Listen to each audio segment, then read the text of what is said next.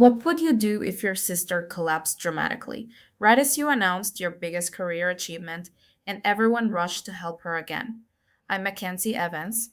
I'm 29 years old, and last week I finally got the promotion I've been working toward for years. I was named marketing director at Bradley and Hayes, one of the top firms in our city. This wasn't just a job promotion, it was proof that all the late nights, skipped holidays, and missed birthdays actually meant something. It was the dream I chased for almost a decade. So I decided to celebrate. I booked a private dinner at Preston's, the same restaurant where our family used to go for birthdays and anniversaries. I wanted my whole family there, even my sister Amber, though I had my doubts. Amber has fibromyalgia, a painful and unpredictable condition. And while I believe she suffers, the truth is, our relationship has never been the same since her diagnosis. For years now, it feels like every time something big happens in my life, she has a flare up or an emergency or some kind of crisis that shifts all attention to her. And last Friday, it happened again. But this time, I was prepared. I had recorded a video just 30 minutes before dinner, predicting exactly what would happen. Not because I wanted to expose her, but because I needed proof that I wasn't crazy, that this pattern I saw wasn't all in my head. Let me take you back. Amber and I were close growing up. She's 3 years older, and when we were kids, she was everything to me. My protector, my best friend, my teacher. She taught me how to ride a bike and snuck me candy when mom wasn't looking. We shared a room until I was 13. At night, we'd whisper secrets in the dark and talk about the future. But our family always had a split. Dad, Robert, was an engineer, a logic and results type of guy. He connected more with me, the straight A student, the overachiever, the one who always had a plan. Mom, Linda, was a nurse, gentle, emotional, always giving. She had a softer spot for Amber, who was more sensitive, more creative, more unpredictable. Then came college. Amber started experiencing weird pain in her joints. Then her back, then her legs. Some days she could barely get out of bed. Test after test came back normal. Some doctors said it was stress. One even told her to try yoga. Eventually, she was diagnosed with fibromyalgia, a chronic condition with no clear cause or cure. And from that moment on, our family changed. Mom became her full-time advocate. Dad shut down emotionally, pretending it wasn't that serious. And I tried to stay in the middle, supportive but skeptical. I mean, Amber was in pain, but her flare-ups always seemed to come at suspicious moments, like the day of my high school graduation party. She had a migraine and had to lie in a dark room the whole night, or when I made Dean's List in college and she fell and sprained her wrist that morning, canceling our celebratory dinner, or my first job promotion. She left the celebration early because of a panic attack. I told myself I was being selfish for even noticing the timing, but it kept happening over and over again. As Amber's health got worse, she dropped out of college and moved back in with our parents. They turned the downstairs den into her bedroom, so she wouldn't have to use the stairs. I kept moving forward, graduated, got my first marketing job, then climbed the ladder. Every step I took forward, she seemed to take 2 steps back. And the guilt was heavy, but the resentment, that was heavier. I started going home less and less. Dad would praise my achievements. Mom would remind everyone about Amber's condition. Amber would either smile through it or have a health episode that pulled everyone's attention. It became a cycle, one I hated but couldn't escape. 2 years ago, I started therapy. Dr. Taylor helped me see something important. I could love Amber and still feel hurt by the way our family operated. I could care about her pain and still want my moments to matter too. I made real effort to reconnect. I invited her over for sister nights, sent care packages, researched fibromyalgia to understand more. Sometimes we laughed like old times. Sometimes the silence between us said more than words ever could. Then last year, Amber met Michael, a physical therapist. He was kind, patient, and didn't treat her like she was fragile. For the first time in years, she seemed happy. Less pain, more light in her eyes. It felt hopeful. But family events, especially ones where I was the center of attention, the pattern remained. Fast forward to a few weeks ago. We had just wrapped a massive rebranding campaign for Meridian Hotels, a dream client. My strategy boosted their bookings by 28% and increased their social media reach by over 300%. It was a huge success. My boss called me in and said the words I'd been waiting 5 years to hear. We want you as marketing director. The moment I stepped out of that office, I knew one thing. I wanted to share this win with the people who raised me, even if things weren't perfect. I booked a private room at Preston's, sent formal invites, even ordered a custom cake with the words, "Congratulations, Marketing Director Mackenzie Evans." I tried to make it as smooth as possible. I double-checked everyone's dietary needs. Mom said Amber was having a good week. She promised they'd be there. But that night, as I was picking out earrings, something in my chest felt tight. That old anxiety, that familiar dread, the feeling that something would go wrong, that it wouldn't really be my night. Brian, my boyfriend, noticed. He sat beside me and said, "You've worked hard for this. You deserve to enjoy it. What would help you feel more in control?" I remembered what Dr. Taylor said. Document the pattern, not to attack, but to understand. So I took out my phone, hit record, and I said, "It's 5:12 p.m. Dinner starts at 6. I want this to be a joyful night, but I have a feeling Amber will have some kind of flare-up right after I announce the promotion. I hope I'm wrong. I pray I'm wrong. But if I'm not, at least I'll know I wasn't imagining it." I saved the video, put on my dress, took a deep breath, and headed to Preston's. What happened next? Shocked even me. I arrived at Preston's 15 minutes early. The private room looked perfect. Elegant, warm, filled with soft golden lighting and fresh white lilies. The cake was already placed at the center of the table, and the words "Congratulations, Marketing Director Mackenzie Evans" shimmered in gold script. It was everything I had dreamed of. Mom and Dad arrived first. Dad wore his usual stiff button-down and made a joke about parking fees. Mom kissed my cheek and held my hands just a second too long. "We're so proud of you, sweetheart," she whispered. Her eyes looked tired. Then came Amber. She walked slowly, leaning on Michael's arm. Her makeup was flawless, her hair pulled back in a soft bun. She smiled at me genuinely, I think, and said, "Congrats, Kenz. This is amazing." I smiled back, a little guarded. "Thank you. I'm really glad you're here." Everyone took their seats. We ordered appetizers, laughed, talked about the restaurant's new chef, and how Dad still didn't understand how Instagram worked. It felt normal for a while. But as the main course arrived, I stood up with my champagne glass in hand. My heart beat faster. I glanced at Brian, who had just arrived and was sitting quietly beside me, offering support with just his presence. I cleared my throat. "I just wanted to say thank you, all, for being here tonight. This past year has been the most challenging and rewarding of my career, and I'm thrilled to share that I've been promoted to Marketing Director at Bradley and Hayes." Polite clapping, smiles, a few gasps. Then it happened. Amber made a soft sound, like a gasp or a moan, and clutched her chest. She slumped against Michael. Her hands shook. Her eyes fluttered shut. Mom was on her feet in seconds. "Amber, honey, are you okay?" Michael looked stunned. Her chest pain again. "We need to get her lying down." All the attention turned to her. The table froze. I stood there, still holding my champagne glass, watching as my big announcement melted into another family crisis. Dad stood up to help. My cousin Rachel was pulling napkins and water toward Amber. Even the waiter came in and looked alarmed. Brian glanced at me, eyebrows raised. His look said what we were both thinking. Again, Michael helped Amber lie down on the bench seat. She was pale, eyes closed, breathing shallow. Mom started fanning her with a menu. "I think we should take her to urgent care," Michael said. "I'll go with you," Mom said quickly. "Robert, stay with Mackenzie. Amber, can you talk to me?" Amber groaned softly. It's my chest. Like pressure. I don't know," it started suddenly. I felt myself go numb. I didn't want to be selfish. I didn't want to make it about me. But it was happening again. My moment, my celebration was gone. Just like that. Brian leaned toward me and whispered, "Play the video." "What?" I whispered back. "Later. Just when you're ready. You have it for a reason." Amber and Mom left with Michael. The mood had completely changed. Everyone picked at their food. Dad tried to make small talk, but it was awkward. Eventually the waiter came to ask if we still wanted to serve the cake. I nodded silently. They brought it out and set it in front of me. "Congratulations, Marketing Director Mackenzie Evans." The words looked stupid now. Like a joke, I cut a small slice and forced a smile. Rachel touched my arm gently. "I'm so sorry, Kenzie. This should have been your night." Brian said nothing, but his presence was a solid wall beside me. When we got home that night, I didn't cry. I sat down on the couch, pulled out my phone, and watched the video I had recorded before the dinner. It's 5:12 p.m. Dinner starts at 6. I want this to be a joyful night. But I have a feeling Amber will have some kind of flare-up right after I announce the promotion. I hope I'm wrong. I pray I'm wrong. But if I'm not, at least I'll know I wasn't imagining it. I stared at myself in the screen. My voice had been calm, controlled. But my eyes, they were full of pain. "Send it to your mom," Brian said quietly. Not to blame her, but to open the conversation. "I don't know if I can," I whispered. "She'll say I'm being dramatic, that I'm jealous, that I don't understand Amber's condition. Maybe. Or maybe it's time someone finally talks about what's been going on."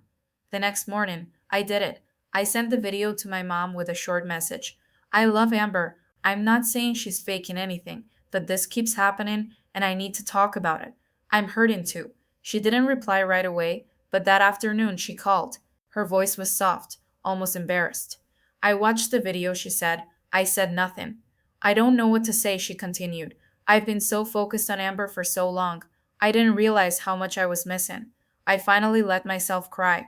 We talked for almost an hour about the past, about the pattern, about how hard it's been for both of us in different ways.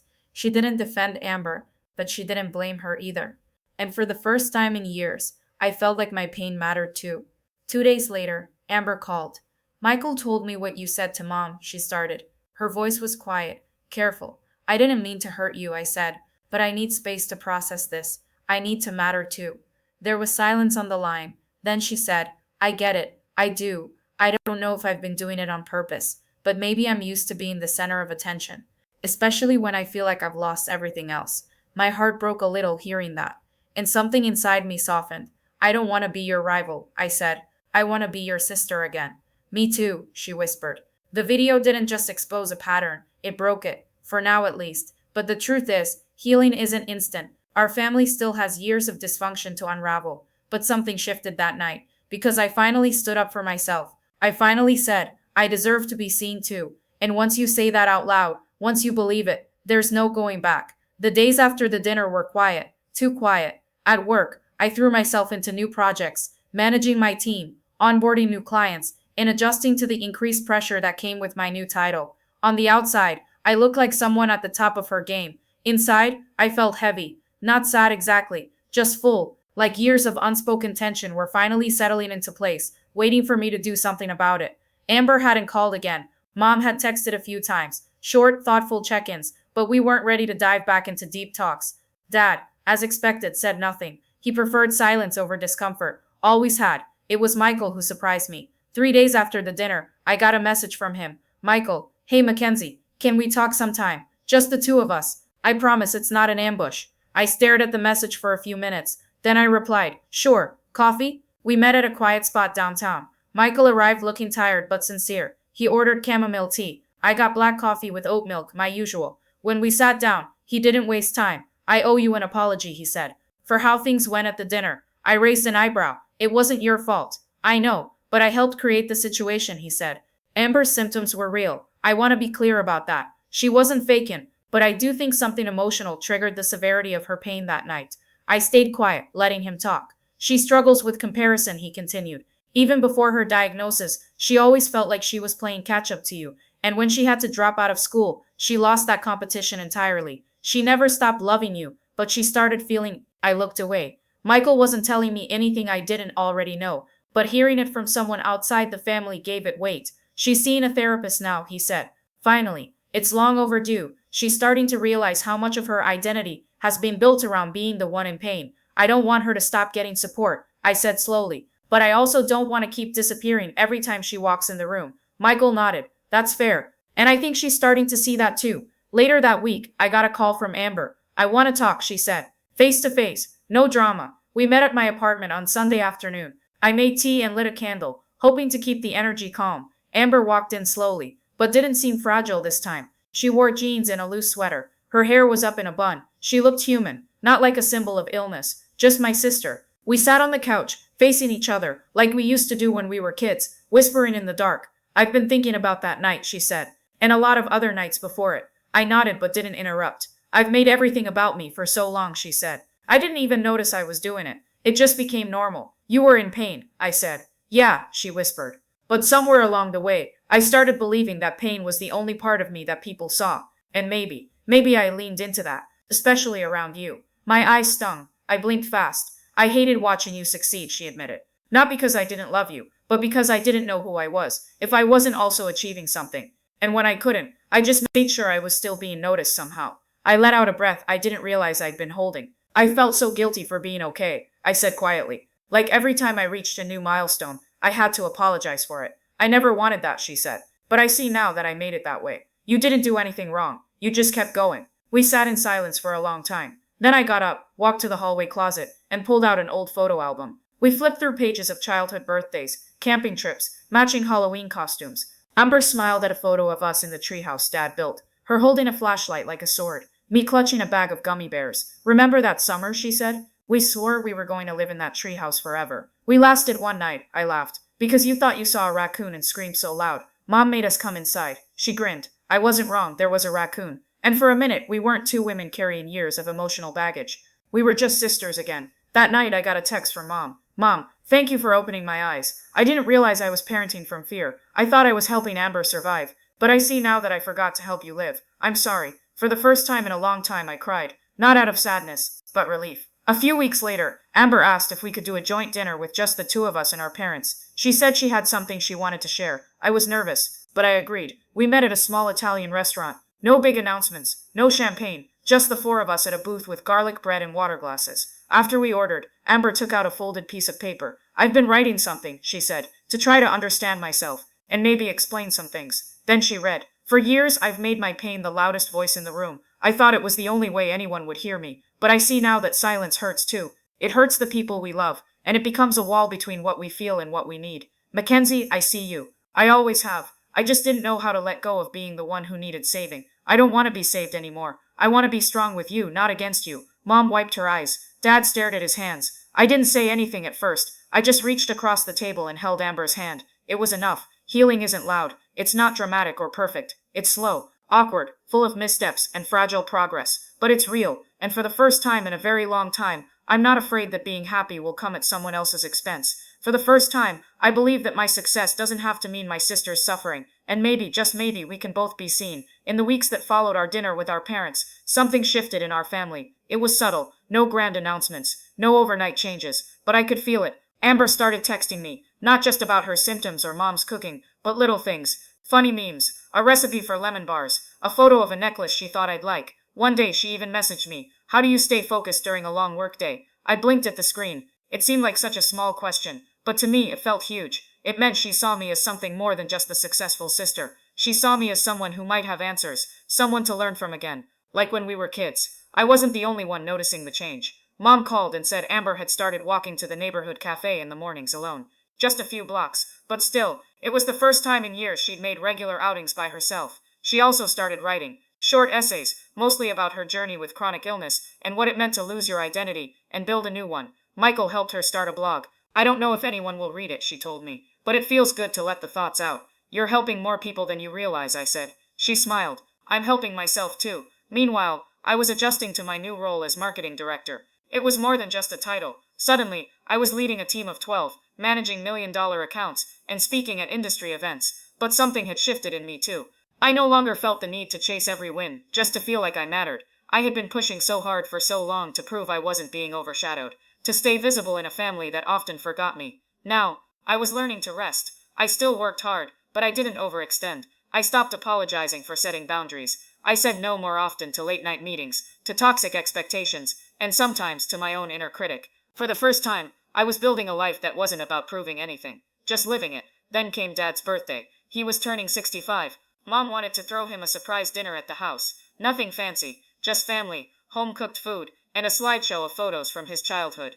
Amber offered to help make the playlist. I offered to design the invitations. We make a good team, she said one afternoon while we were on a video call. Can you believe it? I'm still in shock, I joked. Me too, she laughed. In the best way. Everything was going so well. For once we were both excited about a family gathering. But of course, life had other plans. The night before Dad's party, I got a call from Mom. Her voice was panicked. It's Amber, she said. She's in the ER. My stomach dropped. What happened? She was in the kitchen and just collapsed. Michael was with her, thank God. They rushed her to the hospital. I grabbed my coat and keys without thinking. I didn't ask if she wanted me there. I just went. When I arrived at the ER, Michael was sitting in the waiting area, looking exhausted. His eyes were red-rimmed. I sat down beside him. What happened? I asked. They think it's her heart, he said. She'd been having chest pain all day, but didn't want to say anything, because she didn't want to ruin another event. I finished for him. He nodded. They're doing tests. Could be a complication from a new medication, or maybe something totally unrelated to her fibromyalgia. We just don't know yet. I felt cold, numb, like the walls were closing in, just when things were getting better. An hour later, a doctor came out and explained that Amber had experienced pericarditis inflammation around the heart. It wasn't life-threatening, but it required rest, medication, and close monitoring. I went in to see her. She was pale and hooked up to monitors, but alert. Guess I really know how to keep the spotlight, huh? She said with a weak smile. I sat beside her and took her hand. Amber, I'm not angry. Her eyes filled with tears. I didn't want this. I didn't want to go backward. You didn't, I said softly. This isn't a setback. It's just life. Messy and unexpected. I was afraid you'd think I was doing it again. I didn't, I said. Not for a second. because this time the difference was clear. Amber hadn't used pain to pull focus. She had fought to avoid it. She had tried to hold it in, and that told me everything I needed to know. The birthday party was postponed. Dad didn't complain. He came to the hospital and held Amber's hand for the first time in years. Mom brought her favorite socks from home.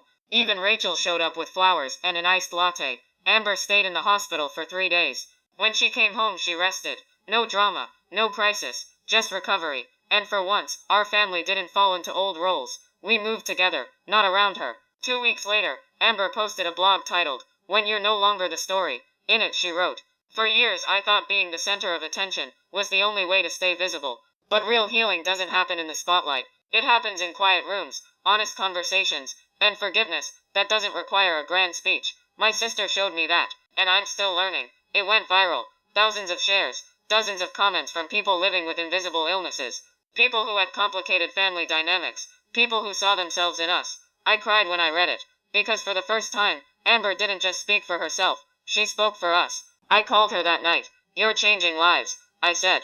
"I'm changing mine too," she replied. "Healing isn't linear. Some days we slip, some days we fall, but we don't stay down. We don't disappear, and we don't go back to who we were, because now we know better. We know what it means to see each other fully, not as the sick one, not as the strong one, just as sisters." 3 months had passed since Amber's heart scare. She was stable now, back home resting, going to physical therapy twice a week. Her blog had grown into something much bigger than any of us expected. It wasn't just a space to share updates. It had become a community. People from all over the country messaged her. Patients, caregivers, sisters, daughters. They called her brave, honest, and real. And she was. But she was also something else. Balanced. She wasn't reaching for drama. She wasn't clinging to pain. She was steady. And for the first time in years, so was I. Dad's postponed birthday dinner was finally rescheduled. Only this time it wasn't a surprise. We told him straight up. "You're 65, I said. You deserve a celebration, even if it's 3 months late." He grumbled something about not liking attention, but I caught him smiling when he thought I wasn't looking. Mom went all out, pot roast, roasted vegetables, her famous peach cobbler. Amber made a playlist of his favorite jazz songs. Michael handled the slideshow, and I brought wine and candles. There were no speeches, no over-the-top decorations, just food, laughter, and the simple joy of being together. At one point during dinner, Dad looked around the table and said, "You girls are really something." He wasn't a man of many words, but that one sentence, it meant more than he probably realized. Amber smiled, not shy or self-conscious. "Thanks, Dad." I raised my glass to the man who taught us how to fix a sink, but never quite figured out how to use emojis. Everyone laughed, even Dad. After dessert, Amber pulled me aside while everyone else was in the living room. "I want to show you something," she said. She took out a small velvet box. Inside was a delicate silver bracelet with 2 tiny charms, a typewriter, and a microphone. I looked up, confused. She smiled. "The typewriter is for me, the storyteller. And the microphone is for you, the voice, the one who speaks the truth, even when it's hard." Tears welled in my eyes. "Amber, I never said it clearly before," she said. "But you were right that night at Preston's, about everything, and I'm sorry I made you feel like you had to record that video just to be heard. I didn't need an apology anymore. But I accepted it anyway, not because I needed to be right, but because we both needed to be free." A week later, Amber asked me to co-write a post for her blog. She said, "I think people need to hear our story, not just from the perspective of illness, but from the perspective of 2 sisters learning to see each other again." I was nervous. Writing had never been my thing. I was more taglines and ad campaigns than personal essays, but I said yes. We worked on it for a week, calling, editing, revising, and when it was done, we hit publish together. The post was called, "When Illness Isn't the Whole Story, A Sister's Journey Back to the Light." The response was overwhelming. People shared it across Facebook, LinkedIn, even Reddit. It was picked up by a women's health magazine and featured on a podcast about family dynamics. I didn't care about the attention. What I cared about was this. People got it. They saw the pain, the love, the messiness of it all. They saw us, not as a villain and a victim, not as a success story and a tragedy, but as 2 women growing, healing, forgiven. One comment stood out. "This made me call my sister after 5 years of silence." "Thank you," I sent it to Amber. She replied with a heart emoji. A few weeks later, we were invited to speak at a local university's women's wellness panel. It wasn't a huge event, just about 60 students and faculty, but it felt meaningful. Amber went first, telling her story of diagnosis, identity loss, and how her world became smaller until she decided to fight for more. Then it was my turn. I talked about what it meant to grow up as the healthy one, and how that role came with silence, guilt, and pressure to always be okay. I talked about how invisible pain doesn't just affect the person in the center, but everyone around them too.